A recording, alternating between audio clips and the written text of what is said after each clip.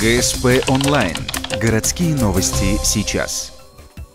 Четверг, 10:30, городадминистрация. В Ухту прибыла делегация Республиканского министерства сельского хозяйства и продовольствия. Участники совещания – чиновники, агропром, торговые предприятия и оптовики. Повод – создания в Ухте оптового логистического центра. В теории он поможет местному производителю и обеспечит город продуктами собственного производства. Тем более, что это весьма вовремя. Производители города Ухты на 100% на сегодняшний день могут обеспечить потребность населения муниципального образования только хлебом и хлебобулочными изделиями.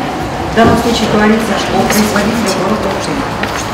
Потребность населения в молоке, мясе, кондитерских изделиях местными товаропроизводителями обеспечивается частично.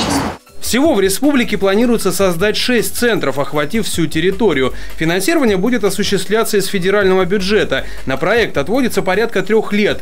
Центр – это ряд зданий общей площадью от 30 до 100 тысяч квадратных метров. Удаленность от транспортных узлов не имеет значения. Оптовый центр позволит осуществлять хранение, первичную переработку и санитарный контроль. Для местных предприятий плюс в том, что центр постараются сделать конкурентоспособным, а значит и местная продукция станет популярнее у распространителей.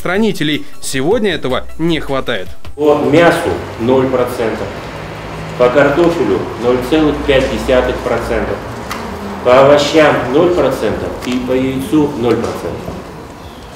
Мы видим, что есть товарные группы, которые на территории муниципального образования это полностью поставки из-за пределов Республики Коми.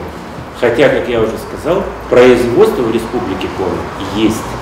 А потребление на территории конкретного муниципального образования, оно сориентировано на завозную продукцию.